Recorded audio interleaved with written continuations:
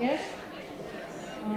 Hi, welcome. I am Therese Meldon, and I'm here tonight with the fabulous Judy Klein and Beth Gillette. We are leading ladies. We are a civic organization based here on the North Shore, and we care about issues affecting women and families. We educate and uh, organize and take action. In the back, there are a few tables. We have a couple of bookshops in the Beverly Library here with lots of really good information and books that you can buy. So if you haven't had a chance to check them out now, please do so at the end because they will be here when the program's over. Okay, so we have been partnering with the Cabot for over 3 years now. It's been a beautiful relationship. We're very happy to be here tonight. I'd like to start the first part of the program recognizing the young artists who created the top entries in the 2025 Leading Ladies Art as Activism Poster Contest for high school students. For this year's contest, we invited area high school students to create posters about book banning and censorship, a subject that's becoming more relevant to our lives every day. As we listen and read about the news, we witness challenges to academic freedom unlike anything most of us have ever experienced. When we asked students a few months ago to take on the challenge of this contest, we didn't realize how pertinent the topic would be. Tonight, we're pleased to share with you the winning entries in the contest created by students from a variety of schools. All entries were reviewed by 3 professional judges in the fields of graphic arts, marketing, promotion, and education. And you can see them on the screen above. I'm sure you will share our enthusiasm for the creativity, imagination, and design skills of these young artists.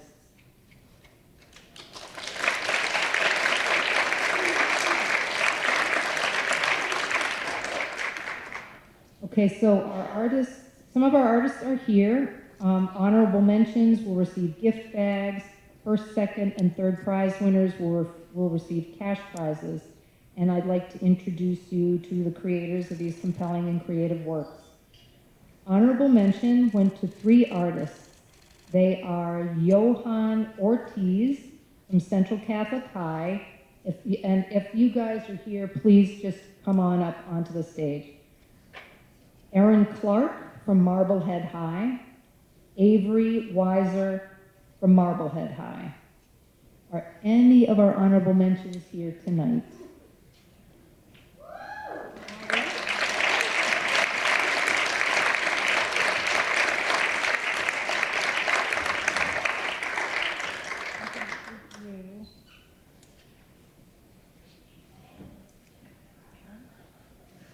Well, Aaron.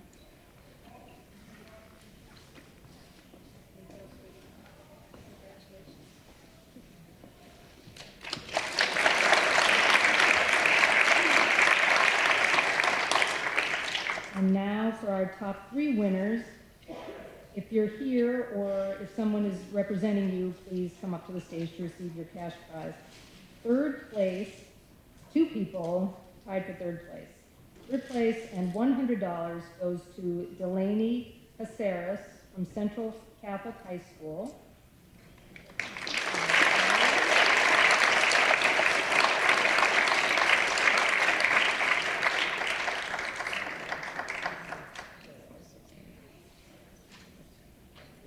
Yes.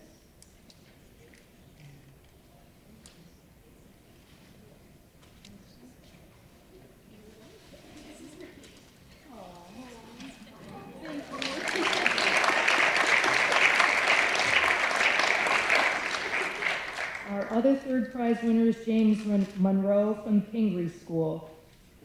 James here tonight.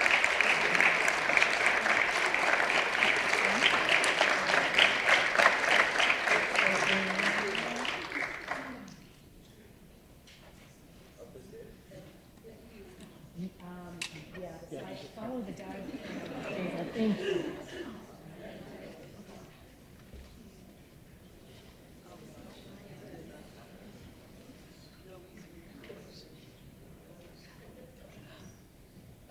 cool to see her posters as big as a house. Oh, yeah.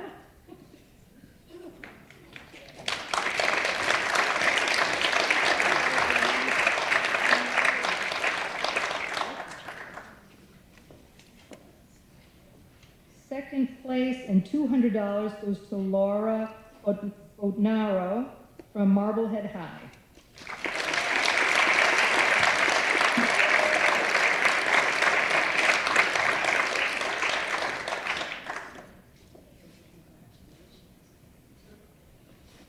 And first place, $350, goes to Tom Scarbeck from Central Catholic High School.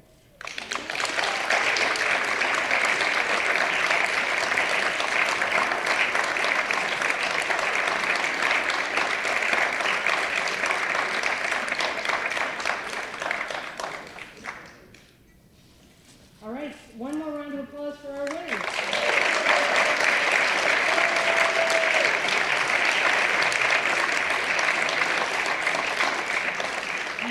Our 2026 Art is Activism contest will be announced in a few months.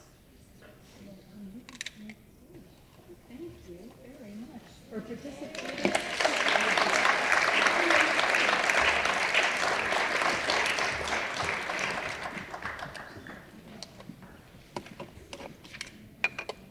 Okay, I'd now like to introduce our program for the evening, Defend Books and Barriers.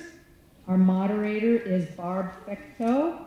Barb is a high school librarian, president of the Mass School Library Association, and a former Jeopardy contestant and winner. Please welcome Barb Fecteau.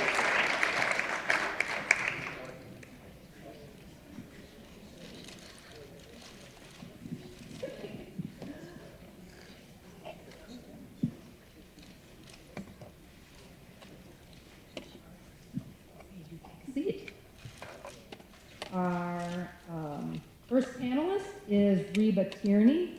She is a library teacher at Waltham High, and she's worked for over 20 years in both academic and public libraries. Please welcome Reba.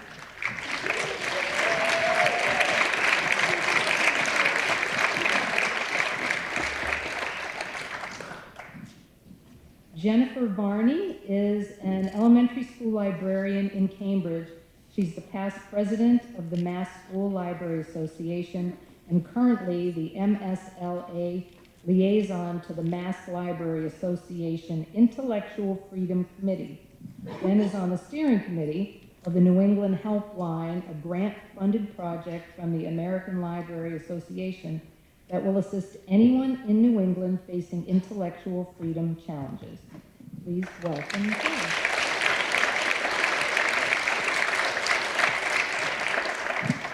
And Laura Saunders is a professor and associate dean at Simmons University School of Library and Information Science. Her teaching and research focus is on the areas of information literacy, including mis- and disinformation, media literacy, and civic literacy. Please welcome our panel.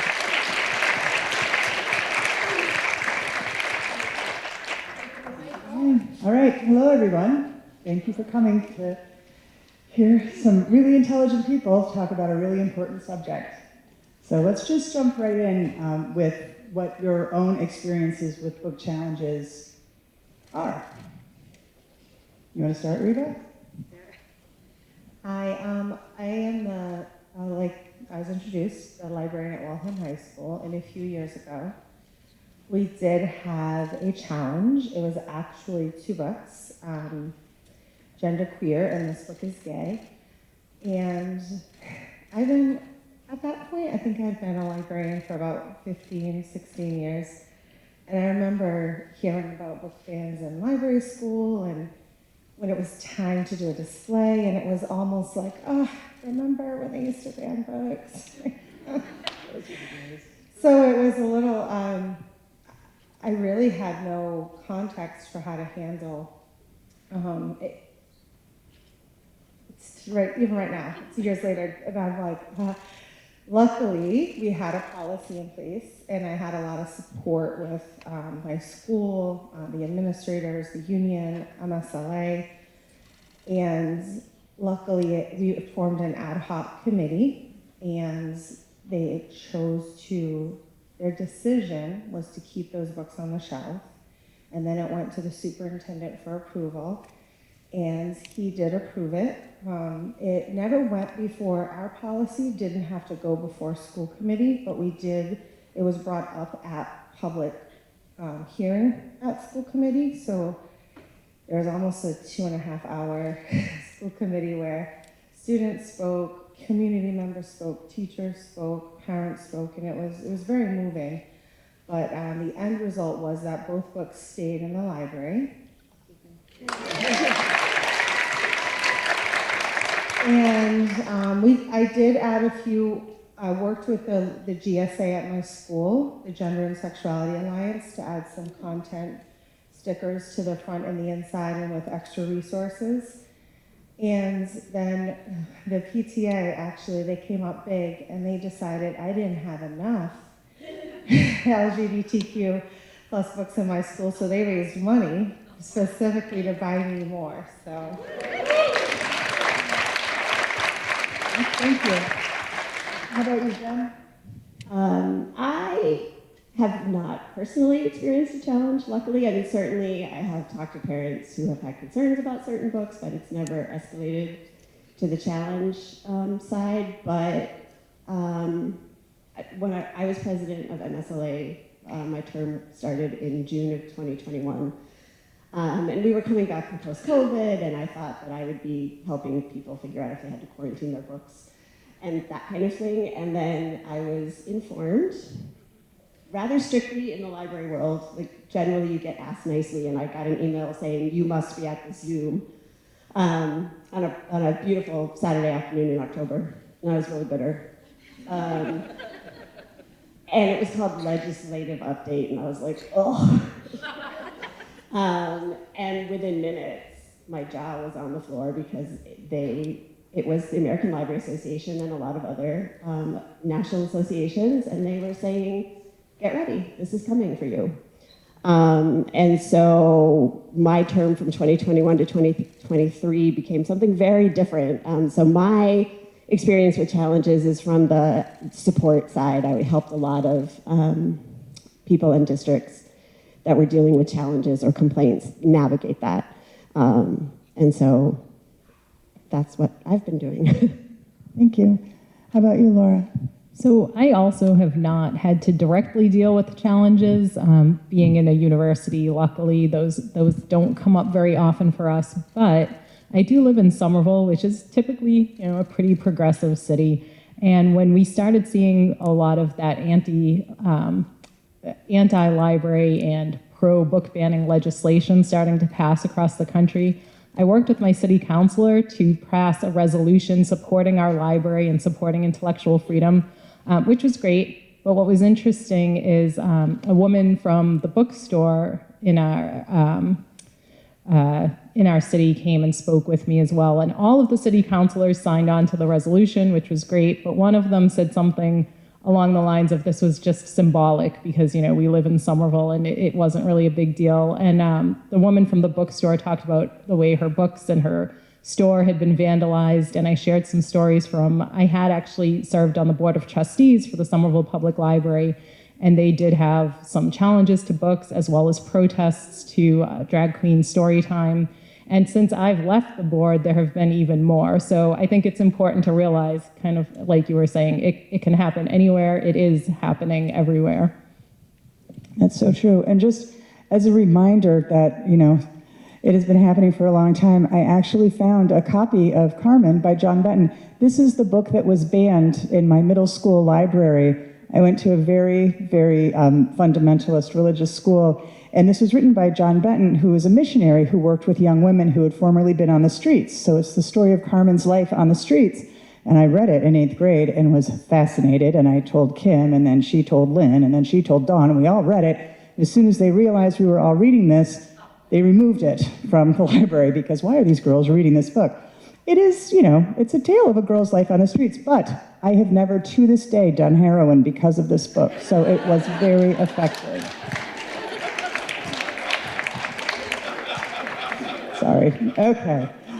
So what do we mean when we talk about book banning and censorship? I can start. I would say, we have to be careful, right? Because it can encompass a lot of different things, right? But when I occasionally teach a class on intellectual freedom at Simmons, and so one of the things we start with is like the legal definition of censorship is really government getting involved, and so government putting up obstacles to free speech or to access to information. When we talk about censorship in libraries, we're often talking about challenges to materials. And it's important to recognize, even as you were talking about, Reba, that challenges don't always result in a book getting banned, but it can interfere with people's access to that material. And sometimes it does end up in banning. And so with book banning, it really can be challenges as well as actual removal of the material. It can be other things as well, though. So some of the things that could be kind of falling under this broad umbrella would be also challenges to other kinds of materials, not just books, videos, video games, programs like Drag Queen Storytime and things like that. Also doing things to just impede access to the materials. So reshelving books, like books that are actually written for children, but shelving them on a parenting shelf or moving them out of the children's section or things like that to make access to them harder for the people they were the intended audience. So I think those are a couple of the things that could fall under that umbrella. Thanks. Could you explain the process by which a book gets banned or challenged? Like, can you talk maybe through your experience, Reba, of what was the process, the nitty-gritty as it was happening? In my case, so like, you were saying, there's the challenge and then there's the ban. When a book is officially and formally challenged, so before you get to that point, like Jen was saying, sometimes a parent might ask a question or want to know why you have a certain book in the library. And rule of thumb is to have a conversation with that parent and, explain why that book is in the library, why you added it, what made you choose that book for your collection. And usually that is enough often to alleviate, I think the other thing is too, there's libraries and then there's classrooms, right? So like a library is a little bit different because the students are choosing which books they want to check out and circulate. We're not assigning books, like kids don't have to check out a book, as opposed to a text that might get assigned in a class. And parents absolutely always have that choice to, say they'd rather their student or their child, not their student, read that book, and they either can have an alternative assignment or, and that is 100%, like I've had that happen throughout the years with students, and it's not really a huge deal. It's, again, you were saying, Carmen, I think I could count on both hands. I grew up very, my parents were the evangelical Christian, and there were, anyone else Babysitters Club? I couldn't read Dawn and the Ghost, Dawn and the New Ghost, number 9. I feel like that's formed a lot of who I am today. But that was their decision, their choice, and they had every right to do that for me. And I think what happens is when someone, formally, if you have a conversation and they decide, what, I still don't feel great about this, I still don't think this book should be in the library, and then they want to take it to the next level, often schools really should have a collection development policy, and oh my God, the words. Thank you. I knew I wasn't going to get there. A reconsideration policy, and I can't tell you enough, I can't stress enough how important that is, because it's something to fall back on. You're not making these decisions in the moment and with a lot of emotion, and it's like a playbook you follow, and it helped so much. Because no one else had ever been through a book challenge. So they're asking me, they're like, what do we do? And I'm like, hold on, like, let me find it. So, and then usually what happens is there's a form to fill out to make a formal like challenge or complaint. And if that happens, a lot of times an ad hoc committee is formed. Now there are some schools, I think Cambridge at the beginning of the year, they form a committee just in case. And then that committee is kind of like on call.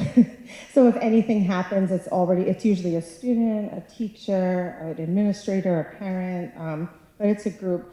In our case, it was an ad hoc committee that formed. It was a parent, myself, one of the a health, physical wellness teacher, the principal, assistant superintendent, and then we went through they have to read, one of the things is when you formally challenge a book, we ask that you read the book in its entirety and you explain, not just a passage taken out or a picture or one piece of that. And part of the job of the people on the committee is to read their work in its entirety, and then there's like a whole sheet to fill out about, what is this work, like what is the value of this work, how does it's a process. And then you meet several times, and usually there's like a date, in a month, you'll meet for the first time, and then within like a month you'll have the material read and have a decision. And then we brought the decision before the superintendent, and it was at that point, he decided, yep, I hear your decision and I agree with it, or he could have said, thank you for your time, but we're still gonna go ahead and at that point, the challenge would have turned into a book ban, and that book would have been taken out of the library collection. Luckily, the committee chose to keep that material, and the superintendent supported us. And even though they didn't have to, the school committee voted, and it was like, oh, it was unanimous, and it was just a really, really powerful moment because I don't live in Waltham, so I couldn't speak. I just had to sit there. Can you tell I like to talk? So I just had to kind of sit there and listen to all this. And it really ended up being like, for something that was so tough to actually go through, it ended up being so impactful. And to this day, I kind of tear up talking about it a little, because just the way the community showed up and the students and the kids. And at one point, they're like trying to comfort me. like they're sitting behind me and they're like, it's okay, miss. And I'm like, I'm okay. But so in my case, that's how it played out. That's how it ended. I know in some schools, the school committee will decide. Some schools, it depends. But the most important thing is to have a policy and to try to follow that policy as best as possible. The worst thing you can do is just yank that book off the shelf and then never have a conversation about it or explain why it happens. Thank you. What are the primary reasons that books are banned in schools and libraries? Jen, you want to take this one? Sure. It's actually one of the bookmarks had a good fact. One of the bookmarks had a good fact on it. So, I mean, it comes down to fear of things that you've either been taught to fear or that you are uncertain of. I brought props. That's what I do. She's an elementary librarian. I'm an elementary librarian. I need my visuals. So this, and I know you can't see it, and it's okay. This was a list that was put on the internet and circulated in the fall of 2022. A group of parents asked their members to look for these books in their school libraries. And if you could see it, it's all marked up and I've highlighted it, and this has been my working copy for several years. There's several hundred books on this list, and by my calculations, 93% of them were identified by this group as having LGBTQ content. What doesn't have LGBTQ content is mostly about people of color, the other 7%. So, that's just based on my own observations in one particular example, but I think it carries over to the fact that a lot of this is fear of the other of the LGBTQIA plus community, of people of color, of immigrants, and uncertainty about the future. I will also say that I think, you know, the people who are getting this list and who are searching their school library catalogs probably are legitimately concerned for their children. But these lists come out of national groups. There was a summit sponsored by the Heritage Foundation in 2019 that started all of this, and then COVID happened, so it got delayed by a few years. But this is an agenda. This is a tactic that's being used by national groups. And so the people who are doing the work and looking for these books, I posit are concerned for their kids, but the people that are pushing the agenda, I don't know how much they care about the kids. I think they're using it for political gain, in my opinion. That kind of leads into the next question, or maybe even answered it. Laura, you be the judge. ALA has been tracking book challenges for a long time, but what is happening with these issues currently, and why does it feel different from the past? Yeah, I think what Jen just said does cover part of that, right? So this ALA has been covering this for a long time, and the challenges have been happening for a long time. And I think the focus of the challenge, it may have changed a little bit, you know, like the shift towards LGBTQ content has changed a little bit, but it always had to do with sexual content of some sort. And again, I think that comes back to fear. Fear of a lot of different things, including this belief that if you read something, you're somehow like you're going to act on that in a very particular way, and we can predict the way that you're going to act on it, as opposed to maybe not taking heroin when you read about people taking heroin. Somehow we never think that it's going to go in that direction, but it's similar to the way we feel like, you know, if people play video games that have violence in them or watch movies with violence in them, that's going to somehow prompt specific behaviors. So I think some of it is similar to what we've seen in the past, but taking a slightly different shift. I think a couple of the things that are different now, one is the scale and the scope, right? So we saw like some of the statistics that were on those really amazing posters that the students created, or this list that you're talking about, Jen. I mean, it used to be, I was laughing when you were saying, Reba, that you were talking about like, oh, remember when they used to ban books? I started teaching an intellectual freedom class in 2013, and that was kind of the way, right? I mean, it was like, oh, you know, every once in a while this might happen. But it really did feel like we were talking about an anachronism. Now it is just so prevalent. And like I said, the scale and the scope of it, the numbers of books that are being challenged, like over 1,000 unique titles in a year. You know, hundreds of authors, illustrators, and so on. The numbers of complaints that are being filed. So Lisa Varga, who was just appointed the public policy director, I think, for ALA, she's amazing. And I heard her speak at the beginning of this year, and she was talking about, so she's in the Virginia Beach area school system, and she was saying that like the week before school started, they got 500 challenges filed. I mean, basically, she said there were groups that were getting together like over a weekend, and like they were calling it like beer and books or something like that, and like just working together to like fill out all these challenges, which basically, because then there's this process, right, that you have to go through to review every single one, and they realized that even if the books didn't get banned, they would keep them off the shelves for that, you know, or they would reduce the access to them while that process was playing out. So I think it's the scale, it's the scope, it's the coordinated effort, right? This, again, it used to be more one person would have one complaint. Now it's people working together across these networks to share information and to share like, you know, pre-written letters and spreadsheets with here's what to look for and those kinds of things. And then I think the last thing I'll say, you know, I alluded to this earlier when I was talking about what we were doing in Somerville, but some of it is the legislation that's being passed as well, because some of this legislation is making it easier for people to challenge books and harder for libraries and schools to resist those challenges. And in some cases, they're even trying to make it a criminal offense, like specifically like for the individual librarian or teacher to have these things in their collections. And so, of course, the outcome of that is that it's going to have a chilling effect. People are going to be afraid to even buy these books or put them on the shelves to begin with.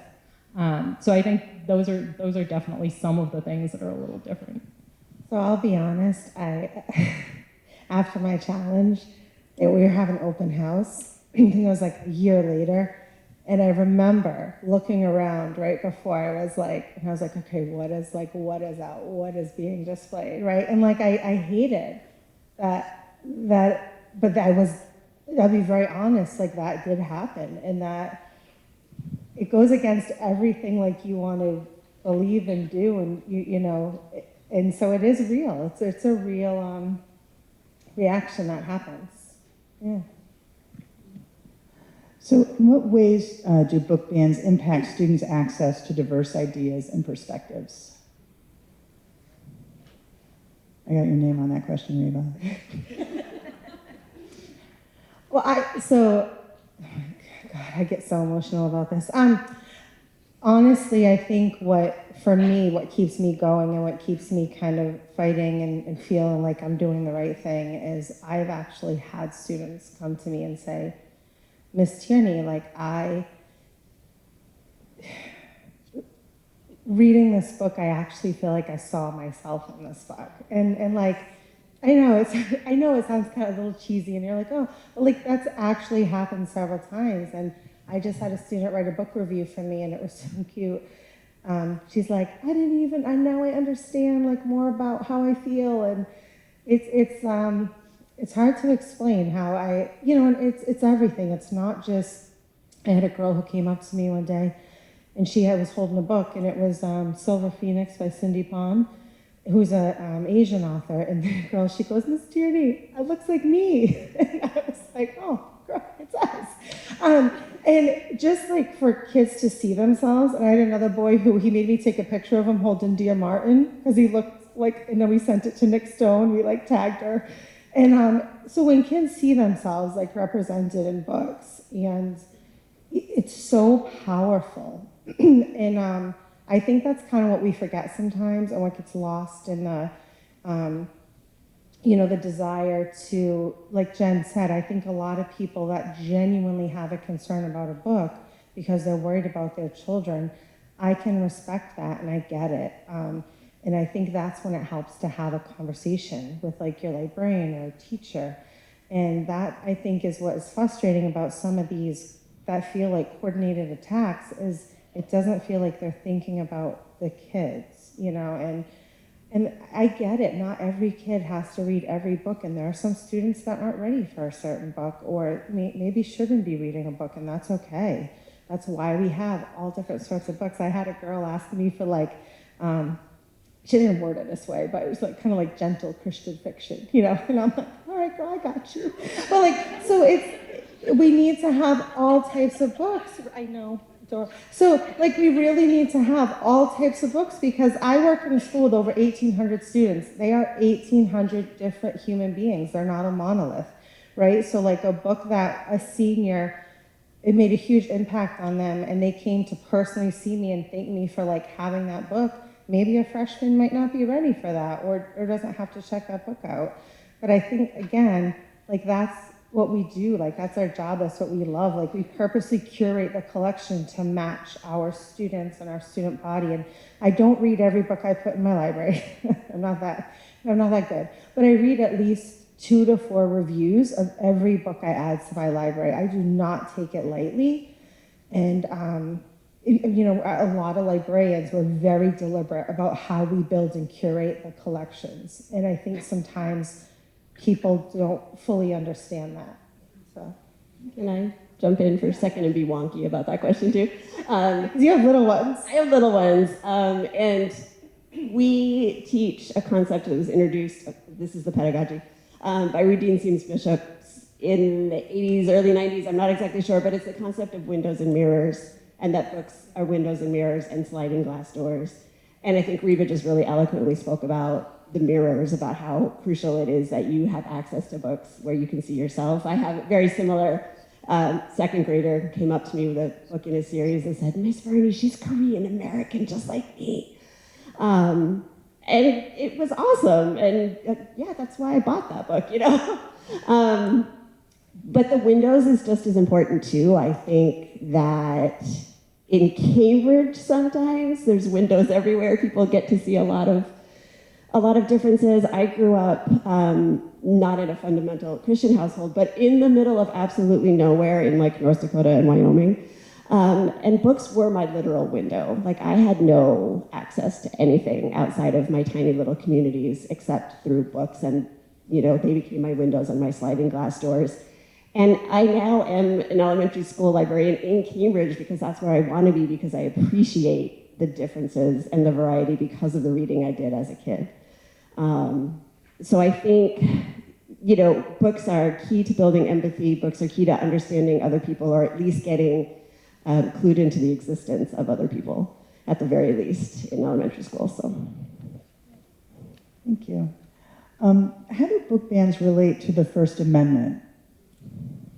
Well, I think that the main thing is with the First Amendment is that it's freedom of speech and intellectual freedom, which is what we usually talk about in the library world, is very much related to freedom of speech. So you can't think freely, you can't talk freely if you can't think freely, and you can't really think freely if you don't have access to ideas and information. And it has to be a wide range of ideas and information.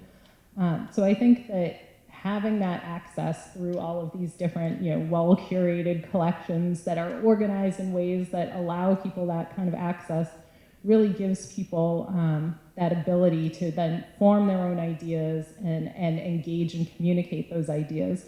One of the things that I read, this was quite a while back when I was really starting to kind of get into intellectual freedom and also mis and disinformation, trying to figure out like where does that all fit into this. There were some lawyers that wrote about the idea of access to information as what they called an ancillary right. So in the First Amendment, or really in the entire Constitution and Bill of Rights, there's nothing that says that we have a right to access information, but the legal argument that I was reading is that you can consider it like an implied right, because if you don't have access to information, you can't exercise any of your other rights, or you can't exercise them fully, right? I mean, you could vote, but if you don't have access to information on what you're voting for, who the candidates are, or what the ballot questions mean, then your vote is meaningless. So that has always kind of stayed with me, this idea that we can't have freedom of speech, and we can't have freedom, all of the other freedoms or rights that we enjoy. We can't exercise them fully. We can't really enjoy them if we don't have access to the information that helps us to, like I said, form those ideas, form those opinions, and engage with our communities. So I think that's how I see it. Thank you. What are some common misconceptions about book bans that the public might have? Anyone? Bueller, the public? misconception. I think one thing is, I think Laura did you a really good job in the beginning of explaining kind of the difference between ban and challenge.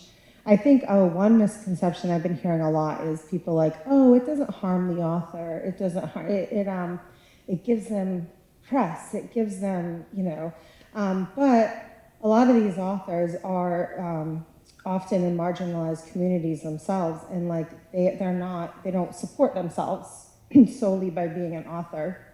So actually a lot of these bans hurt them rather than help them. The publicity doesn't help. And I think absolutely lost my train of thought, I'll be honest. Yeah. Okay. Thank you. I think they say, oh well, if it's bans, just about where things are banned. So if those books had gotten banned at my high school, could the kids still have gotten them at the public library or on Amazon or in a local bookstore, support your local bookstores. You absolutely could have done that. So I think that's the other thing is understanding, like, and you talked a little bit about like the censorship piece and like the government and the, but so those are probably two off the top of my head that I think sometimes people conflate challenge and ban together. Yeah, but to pick up on what you were saying, you know, I definitely hear that argument as well. Like, well, because we have so much more access to information, and you can get books and other kinds of information in so many different ways that I feel like occasionally people will brush off some of these challenges and even outright bans as saying like, well, it's not like people can't get the book anyway. Like they can't get it here, but they could get it there. But I think sometimes we forget that, you know, it might be easy for me to go from one place to another or to buy what I want on Amazon or whatever. But it's not that simple for everybody, especially children. And so if we do remove their access from a school or a public library, that could really be the only access that they have. Thank you. What impact do book bans have on freedom of expression and intellectual freedom? Go for it, Jen. We're gonna like fist fight up here to see who gets to answer. I think we've alluded to a little bit of the chilling effect that it has, even if, and I know from my experience with talking to librarians around the state, maybe you haven't had a challenge, but you are definitely double checking your orders. You're bracing yourself. If you put a controversial book on your list, am I really ready if that comes back to haunt me? And self-censorship absolutely happens because of that. Which means a particular community of students won't have access to a book because the librarian is fearful to buy it because of the pushback that she knows she might get from her community. And especially when I think we're seeing certain genres, demographics, groups of characters being targeted, that, you know, it does feel very targeted and can be very chilling for people who are members of those communities and groups. I would say, yeah, during the public comment portion when our book was being challenged, I had 3 students that were sitting behind me. I think I told you guys they were trying to comfort me. But at one point I looked back and one of the boys, they had like those fidget, you know, and as someone was talking about why this book should be banned and why it shouldn't be in the library, I kind of looked back and just his expression, I like reached out kind of to be like, you're good, like I got you, you're good. And I think that's what we forget is like when we're attacking these books or these ideas, there's people behind these books and ideas. So now a student who saw themselves in this book or who identified with it, all of a sudden someone's standing up in public in front of a large group and saying how ashamed they should be, how they shouldn't have this book available to them, how it's wrong. And like, that's a human being at the other end of that, listening to that rhetoric and listening to someone really make them feel bad about themselves. And I think that's the part sometimes that we forget or that gets lost in this, is that on the other end of this, kids are watching this happen, adults are watching this happen, and when certain books consistently are challenged or banned, it really starts to make them question, like, you know, is something wrong with me, or why? And that to me was that was hard. All the times I almost lost, I wish I could have said something. That was probably the hardest one. It was like watching just their face as people were speaking about how awful like these books were that these kids were here to defend. That was tough. Yeah, so students seeing themselves is really important. And on a slightly different tangent of that, how might banning books influence a student's ability to critically think or engage with diverse viewpoints? I've got your name on that one, Laura. I don't know if you... I think that it falls in line with what we were saying earlier, that if you don't have access to this information, you can't think about it. You can't form opinions or ideas about it. And we've all been restricted in different ways at different times.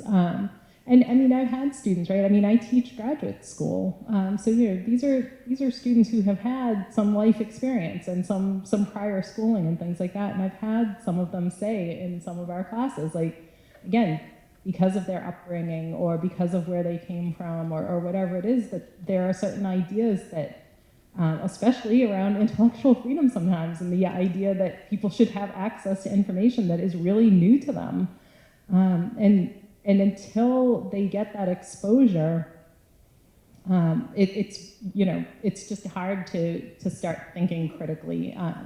We kind of have all alluded to this, right? Like, we're all part of some sort of community. We're all part of many communities, right? But we form our ideas and we form our values and things like that based on the communities that we're members of.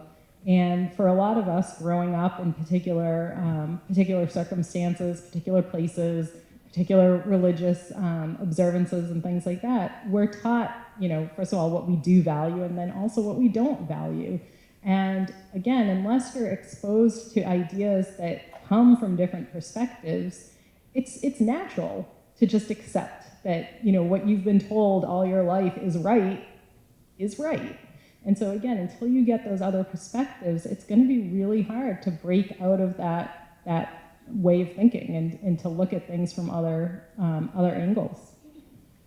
So, speaking from my own experience as a voracious reader in a rather limited community, do book bans create a forbidden fruit effect where students become more interested in reading banned books? I don't know, Bob, do they?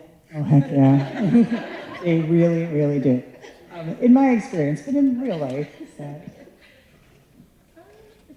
I'm going to say in elementary school, no, because the average elementary school age student is not keeping up with the news about intellectual freedom. They're not aware of which books are banned. They're not aware of which books are banned, and they come to the library and they choose from what's available. And they don't know what they don't know. And so if a book were to be removed from my library, they'd probably never know about it, and never know it existed, and never want to read it. And I think, it's one thing to talk about seniors in high school, but, preschoolers and second graders also have the right to read and the right to access information. And it's my job to make sure they can do that. Thank you. You mentioned, Reba, about how book bans affect authors. Could you go a little further with that? Is there information? I mean, I don't know.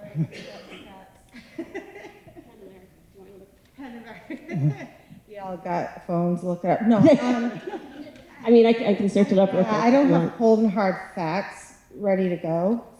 Sorry. But that's a great question. I know that PEN America has done research on this, and there are a lot of statistics about how it does impact an author's income and reputation and sales. And once an author is challenged either multiple times or maybe even once in a high-profile challenge, their sales plummet and their speaker engagements plummet. I was going to say, I've heard several authors that were disinvited to schools or to even public libraries because of some controversy. And sadly, authors make a lot of their money from those speaking engagements. So it does seriously impact their livelihoods.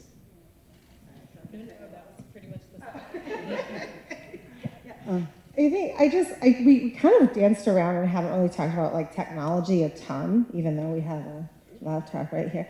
But I know people have asked me, they're like, oh, kids can access whatever they want on their phones or and I think the thing with books, with physical books, with ebooks, with audiobooks, with a curated library collection, with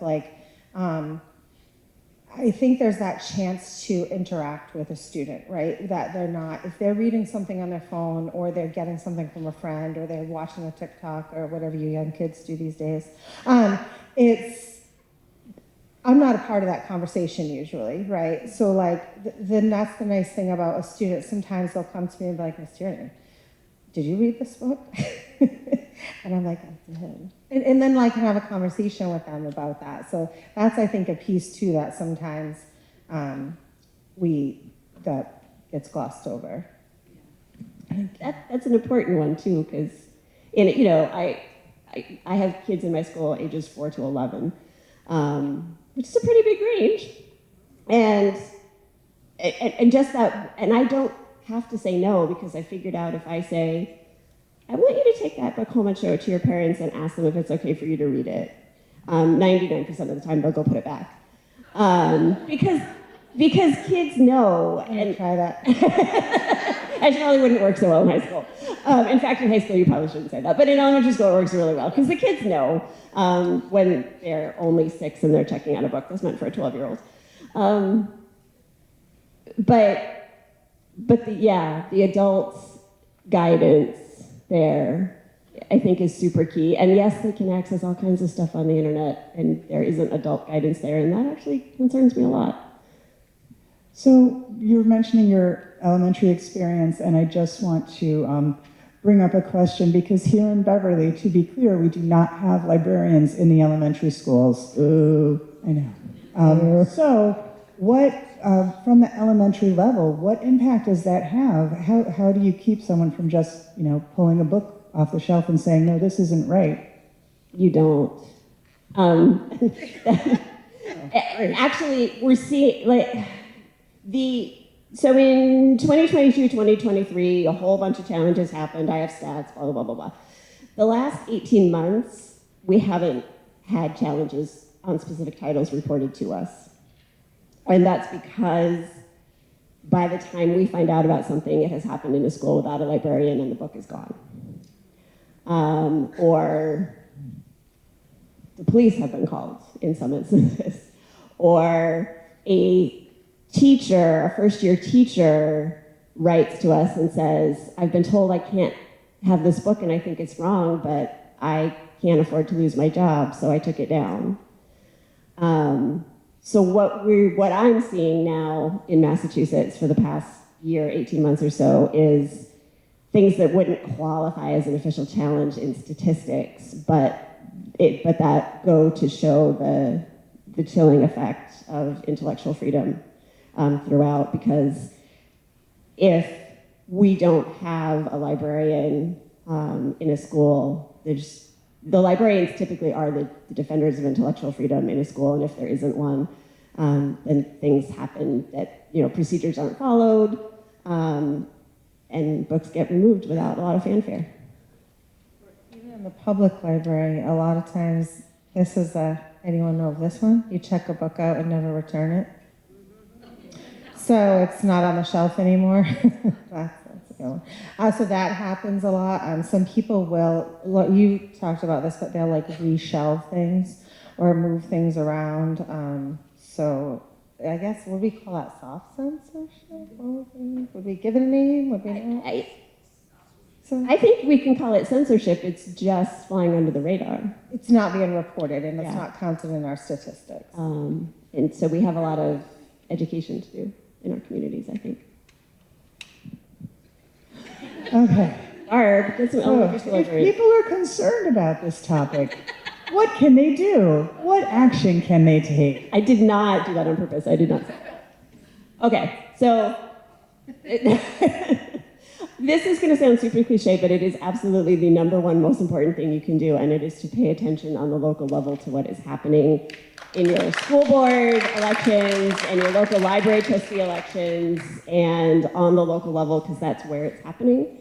And if no one's paying attention, it's really easy for it to happen. So you need to look at your school board meeting agendas, and you need to look at your board of trustee agendas and maybe some city council agendas, and just keep an eye on them and see what's going on. It's really important. And then if you can, I'm in awe of how many people are spending their Wednesday night doing this. If you can do this, then you can show up at those meetings and tell them what you think, and be the squeaky wheel. And it sounds so cliche and so boring, but that is the thing, one of the things. Well, no, that absolutely, you definitely have to keep an eye on the local level, and it's challenging, right? I mean, we're all busy, and if you don't have kids in the school system, it's even harder to pay attention and so on, but I think absolutely. I have brought this up a couple of times though, but there is legislation that is constantly being brought up. It's passed in, I think, almost 24 states have passed some sort of legislation that facilitates book banning. But some states, including California and Illinois, have actually passed legislation that supports libraries and intellectual freedom.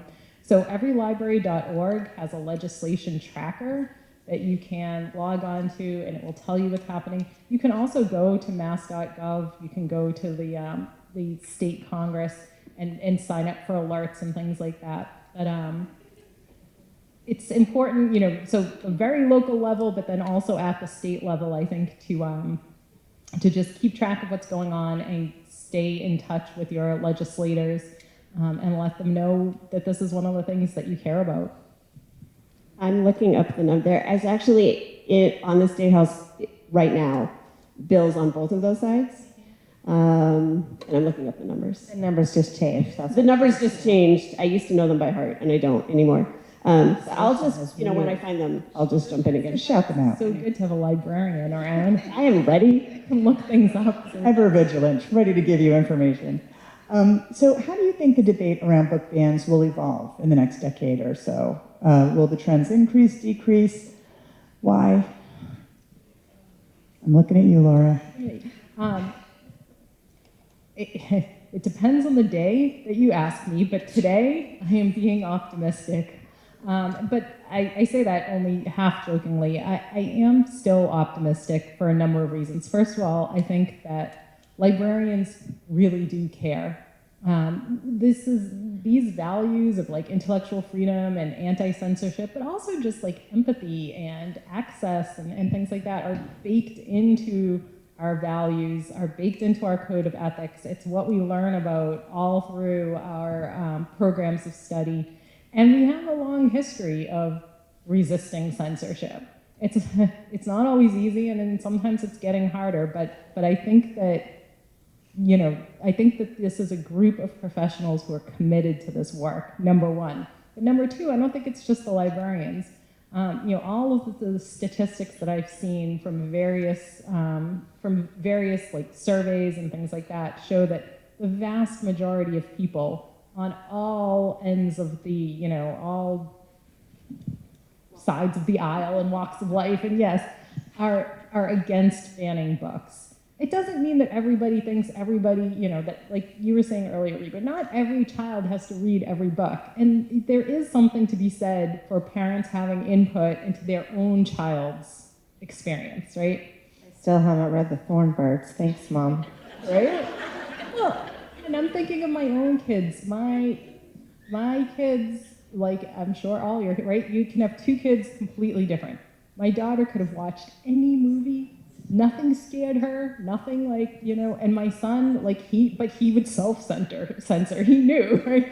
Mom, this is too scary for me. Okay, right? So I think, your kids, and I think there's something to be said, but for your kids, not for everybody else's children, right? So I think but most people are not supportive of the idea of banning books, and like you were saying, but right, people are showing up. They're showing up for a lot of meetings. I've been trying to pay attention again to what's happening with not just book banning, but like IMLS and things like that. People are showing up. They're signing petitions. They're doing things, and so I think that I am fairly optimistic that we're gonna see the pendulum start to swing back in the other direction. I certainly hope so, because I really think this is, there's so many things happening right now and they're all important, but I really think this is so important because, as we were saying, I mean, it gets to people's actual identities, and it gets to our freedom of speech and our, our right to just exist and to access information and to have our own ideas. So. Thank you.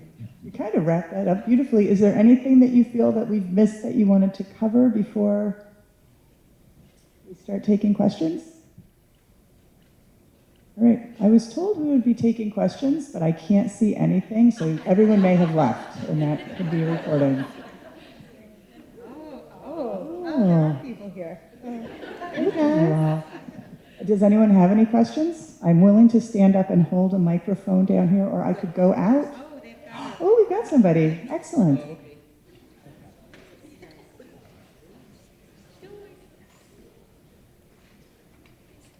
If you don't ask questions, Barb will do karaoke for us. I will. That is a threat. I don't have a question, but I just wanted to say House Bill 3598, an act protecting against attempts to ban, remove, or restrict library access to We material. got a librarian in the house. Thank you. That was Alice 3598, you said? 3598, yes. The bad one is HD 2535, a petition to prosecute people who disseminate harmful material to minors. That's also been filed.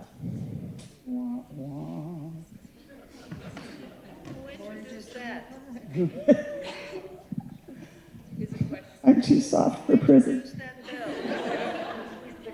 Who introduced that bill? The prosecution one? Great question. Representative Pupolo, who is from? No, Representative Pupolo, he's on our. Oh, no, sorry. He's on the good one. I lied. So, False, fake, and well, so he's a good guy. Hold on. news. Fake news. Misinformation.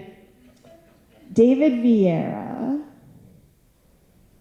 who is Not from Beverly. Third assistant minority leader. His district is Bourne, Falmouth, Mashpee, and Barnstable. That's a hotbed down there. I'm actually not kidding. Like, there's a lot going on down there. I see a hand over there. Hi, I've got the mic. Oh, Hello. I was just wondering, you were talking about like misconceptions by the public for book banning, and I was wondering what you had to say about like the book banning comes from. It's not just the right. A lot of what we focus on is the right and restricting LGBTQ, BIPOC, all that sort of stuff. But there is book banning from the left, whatever you want to call the left is, as well. And I was wondering if you guys had any comment on that. I can speak a little bit to this one. I teach in Cambridge, and I'm more likely to hear from parents about a book about the military or guns or President Trump than I am about anything with LGBTQ content, because the People's Republic of Cambridge. And I defend those books.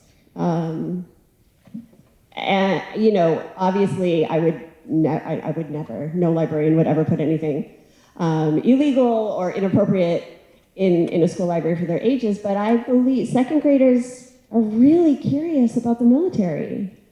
And they hear things about guns all the time, and I want to have age-appropriate information for them to look at and read, and maybe not draw your own conclusions when you're 7 and 8, but at least know that you're allowed to have thoughts and access the information, you know? So it absolutely, you're right, it absolutely does happen from the left as well. That's not getting as much coverage right now. That's not where the bulk of it is coming from, but it does happen. And also, I think it's a little bit harder to get people on your side from the left, because if you go to the principal and say, I don't want my kid reading this book about the Army, the principal is going to say, some of these kids are going to go into the Army. You know, like, they need to know what their career choices are. So it's not as scary, I think. But that might be the Cambridge in me talking, I'm not sure. Yeah, I know, like, for me, we have the Bible on the shelf, but I also have the Quran, and I have multiple, like, under the high school level, we have kids that have different AP classes, so, like, I need to make sure they can access, like, all different, so, you know, we have a huge biography section, and it's biographies, people's lives, like all different people's lives. And then sometimes kids will request a book, teachers will request a book, and as long as, so like every library, obviously, Jen's gonna have different books in her library than I do in mine, But as long as you should have a selection, like a collection development policy, and as long as you check reviews, you make sure like is it inappropriate. High school's weird, right? Because like we have some books that are considered probably like adult, because it's like reference books, or we have a ton of kids doing projects post World War II all the way up to current day. So Malcolm Gladwell, I have my little Malcolm Gladwell crew. They love his books. So it's definitely like it's something to keep in mind, right? To be conscious as you're curating your collection. And I remember I learned this early on. Like every library I've worked in has a little. Like there was this one library, I was like, why do we have so many cookbooks? Why? I don't cook. And it was the librarian, like, was a great cook. And I'm like, oh, okay. And like another library, we had a ton of, I think it was like pottery books or something. I'm like, what is happening? And so I think what happens is intrinsically, like, right, like you get everything across the spectrum, but if you have a certain niche or something, like you're more apt to, like, right? Beverly High School has several books for career gals from the 50s and 60s. Because I love those things. I'm never getting rid of them. My question is for the lady to my left and your right. You said you were optimistic about books being protected, and I assume that is in the state of Massachusetts, but I don't share the optimism nationally because of what's going on politically in our world. And I'm wondering if you see that as something that could have a longer-term danger over the next 4 years to trickle down. Are you going to have to be building bigger reinforcements to keep the freedom of books alive? I mean, I think it's an excellent point. And like I said, it depends on the day that you ask me, whether, even in Massachusetts, whether I'm feeling optimistic or not. Like I said, I mean, my milieu is a little bit different since I'm in the universities, right? And so we're not dealing with book challenges per se, but what we are dealing with is having funding pulled. We have grants even at Simmons. We're not a huge research university, but grants that are being pulled because they were founded on equity, diversity, and inclusion principles, right? I know colleagues are being asked to like scrub their websites of, the institutions are being asked to scrub their websites of all of this, any references to diversity and inclusion. So library schools are typically accredited by the American Library Association, and there are states that are trying to essentially pull the program's abilities to get accredited. So there is definitely a lot happening, and it doesn't, a lot of it does not look good. I still want to believe that if people are willing to speak up and stand up, that we can push back against this. As you said, certain institutions are in place for the next 4 years. There's also going to be midterm elections in 2 years. It's hard to say for sure, right? But I need to be hopeful, because if not, I don't know what happens next. Right? First of all, thank you for a marvelous presentation.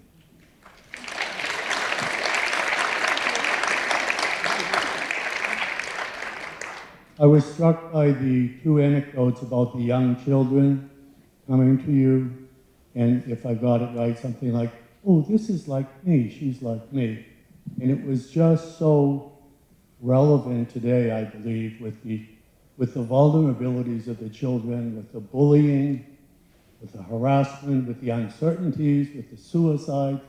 I have 4 grandchildren whose egos I don't doubt, believe me, but there are a lot of other young children that are suffering. And the importance of books cannot be overestimated. Thank you.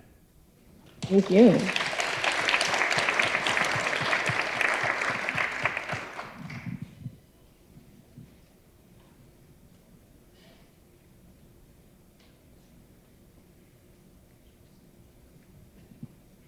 All right, cue the karaoke track.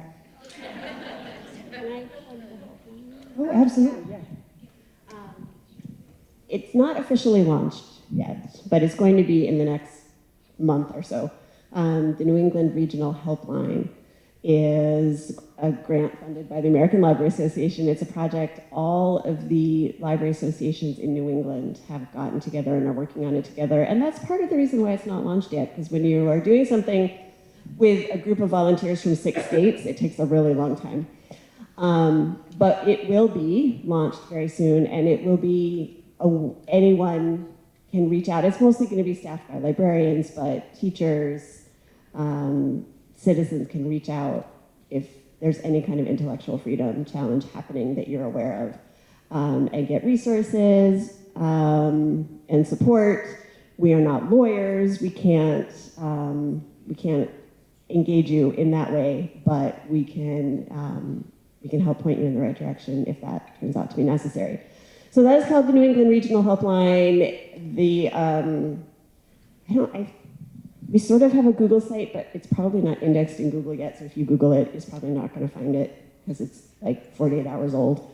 But it's coming soon, and just so you know that is a service that's coming that can help you. I will say none of the work we do is in a vacuum. Like, we have mass library system, we have there's so many levels, so many tiers.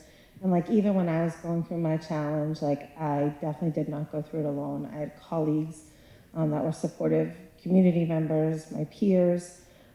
So I think, like, don't underestimate your community either. Like they were so huge and impact. And I didn't know how to ask for help because I didn't know what I could say and couldn't say. So it just meant the world to me that they were there and they were supportive. And I think sometimes we forget, like, we don't have to do it all alone or all by ourselves.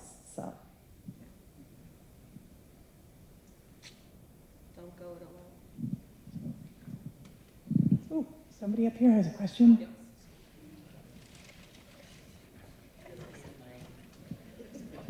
Thanks. I'm a substitute teacher over at Lynn Classical High School.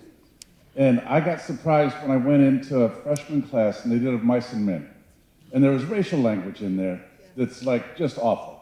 So I was blindsided by it. And then I was thinking, we got a huge multicultural population at this school. You know, there's really good ideas in that book. There's some stuff, you know, that's awful with it. How do you find the balance between taking that, what's good, and yet addressing it or saying, wait a minute, can we put that on the shelf and then get books that will reflect something better for all the students there? Yeah, I just laugh because I have students doing it for mice and men right now. Well, I know in Beverly, because I'm at the high school, and they've just done an overhaul of the curriculum, trying to find more, you know, different voices telling stories like that. And I feel a little guilty that I can't recall if Mice and Men is still on the curriculum. But having a broad perspective, and it is a hard question. I just read a book today when Jen was visiting my house, very rudely, but I couldn't put it down. And it's a retelling of Huckleberry Finn. It's a graphic novel. It's not James, which is next also on my list. Great, but I haven't read it. Big Jim? A Big Jim and the White Boy. Yeah. And it's a graphic novel retelling of Huckleberry Finn. And so I'm reading the introduction. The introduction is talking about the N-word and saying, you know, it's a very powerful word that, you know, we don't say anymore. And there have been a lot of, you know, people saying that Huckleberry Finn, you know, shouldn't be read by students because of this. But we're going to use the word anyway because of the history behind it. You could pass a law saying that using this word is punishable by death, but it wouldn't take away the pain that was inflicted through that process. And I was like, oh, okay, great. But then as I read it, every time the word appeared in the book, and it's a graphic novel, there was a black line through it. So we all knew the word was there. You know, the reader knows that the word is there, but they also see, and it is not okay. Here is a line going through it. And I found that very powerful. So I don't know if that speaks to what you were saying, but I think having the conversation about the language is very important. And I do know, and hopefully that Lynn Classical is having that conversation as well. Hopefully that's the piece that's not missing. I was going to say, that's I think what needs to happen is whenever they teach a book, whenever a book is, that is part of the discourse of the car. And I laugh because of Mice and Men. The kids didn't realize, like, No spoilers, Reba. But some stuff still goes over their heads. And you're like, that's what you got out of it? So I think it helps. It's interesting. Like, two things is, yes, we should make every effort to like revamp the curriculum a little and get things, more. But also, if you are going to do a more traditional book or something in the canon, really have support around it and have those good conversations and maybe talk about like why you make certain choices that you do. I know I was checking out a book to a kid the other day, and I was like, hey, listen, I was like, just want to let you know, like, when this was written, it was like a X amount of years ago. It's a little bit of a tough read. If you get to a point where you're struggling or you're not comfortable, like, come see me, so yeah, I don't know if there's a perfect answer, but I would say the best one is that hoping the teacher has that conversation around it. I think, just kind of meta thinking, like, conversations in general are where what we need to be doing, like this tonight is the work, right? Like getting together and talking about this and hashing it out and sharing the ideas. Because it's when we don't talk about things that they happen and get swept under the rug. So if we can keep this kind of thing in the fore, talk about it with people, not be like super aggressive, but try to change minds and try to explain why we think it's so important for students to have access to all kinds of things. That's where the hopefulness comes in. I had one. Hi. I had actually a comment that's in lieu of a question, just for the Beverly people who had asked how they could help. In the absence of an elementary school librarian, which we're hoping we will eventually get an elementary school librarian, since Ms. Brosnan left, it's the PTO that is actually staffing the libraries at the various schools. She's not here, she couldn't come, but I know at North Beverly, Di Cerullo, who's a local author and foster care activist, you might know her, Di Cerullo, she basically runs the library herself. She's there like every day as the PTO head of the library. And so if you want to help the elementary school students using the libraries in your neighborhoods, the PTO might know of needs. Like at North Beverly, we have no one who knows how to wrap books. So we've got these beautiful books that need to be wrapped and no one to wrap them. So that might be something, no one knows how to do that. But if you look at the PTOs and contact them, like look at their websites, that kind of thing, in your neighborhoods, they might have needs or books they're looking for or ways that you could help. Thanks. And also talk to your school committee members and other public servants about staffing the libraries with, librarians. Dead horse, I'm still beating it. Now you're talking crazy. Elementary school librarians are the best. You really don't want some. Raise your They are. Yeah. Raise your hand if you didn't think that librarians talk this much. I've been shushed before in my own library. All the time. It happened the other day. I forgot they were doing MCAS. And I walked in. I was like, rah, rah, rah. They're like, shh. I was like, oh. Anyone else?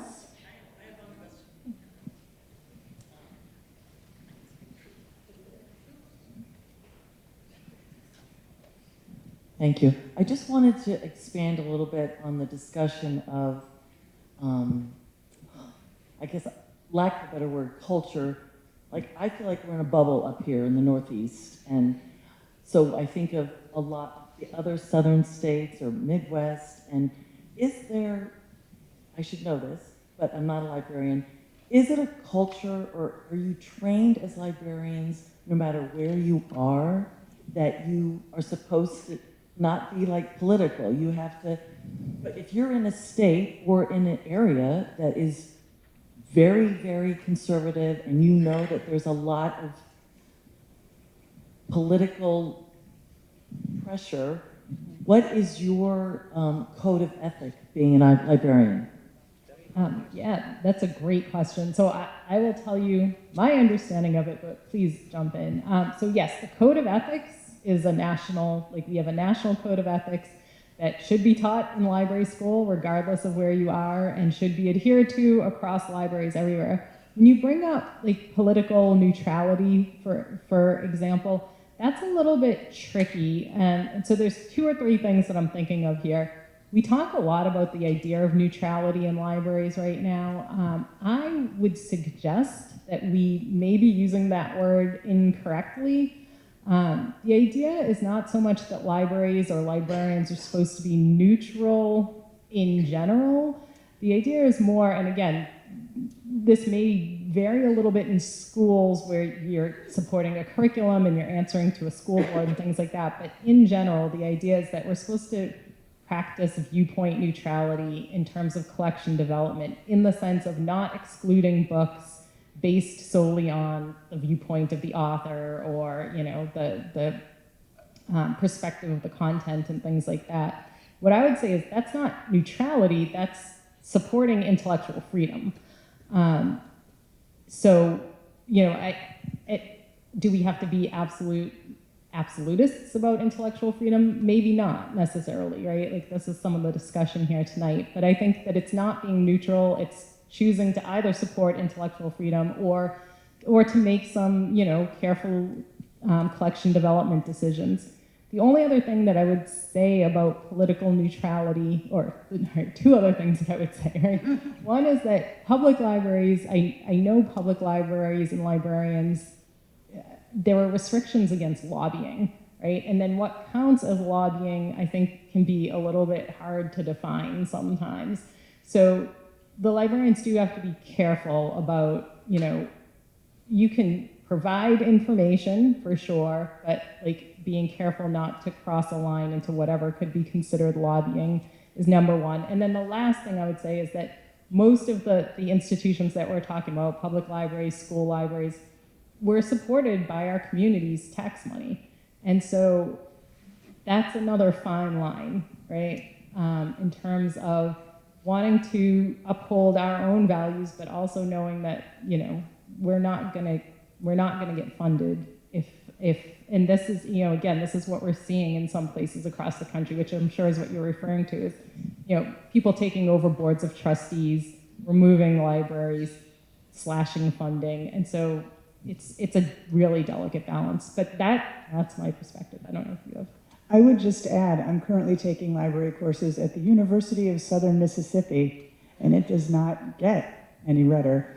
And what I'm hearing there is very much what we're saying is you need to have a selection and reconsideration policy, and there's a process. And if your community doesn't hold to the same standards, they still go through the same process. So the process is really what sort of keeps things going, and everyone pretty much agrees on that. Okay, well, I'm going to stop it right there. Oh, was one more question? Quick, very quick question. I don't recall book banning being in the spotlight as much as it became in the pandemic in 2020. And what made that happen? Why is it all of a sudden front and center as a result of this pandemic? I think the pandemic is part of it. I think the pandemic was a really scary time and people mislaid their fears. I already alluded to the fact that the far right began mobilizing in 2019 on this particular issue, leveraging it before we knew there was going to be a pandemic, so a little bit of it is just coincidence. But a lot of it is that, you know, a lot of it is the same people that were really irate about shutdowns and masks and that kind of thing have adopted books with sexual content and books with LGBTQ content as their new crusade, yeah, whatever you want to call it. It's definitely a coordinated effort from national groups. Like my particular book ban, I can tell you that the parent that their child had never checked out either of those books. They they had never, like, I actually, that the book, one of the books had been in the library since before I had been there. So it had been in the collection for almost like 10 years. And so in that case, I knew, and again, I think that's why it bothered me so much. If it was legitimately a concerned parent that said, hey, my kid brought this home, like, what's going on? And I could have had a conversation with them like that. I would have welcomed that. But this kind of was a very like they had certain passages pulled out, certain pages, certain words, certain images, because one of them was a graphic novel. So it's definitely 100%, not, okay, no, shouldn't say 100%. It is, a lot of it is national groups coordinating to make this happen. So, yeah, and Thank you. Okay, well, thank you so much to our panel. This was so interesting.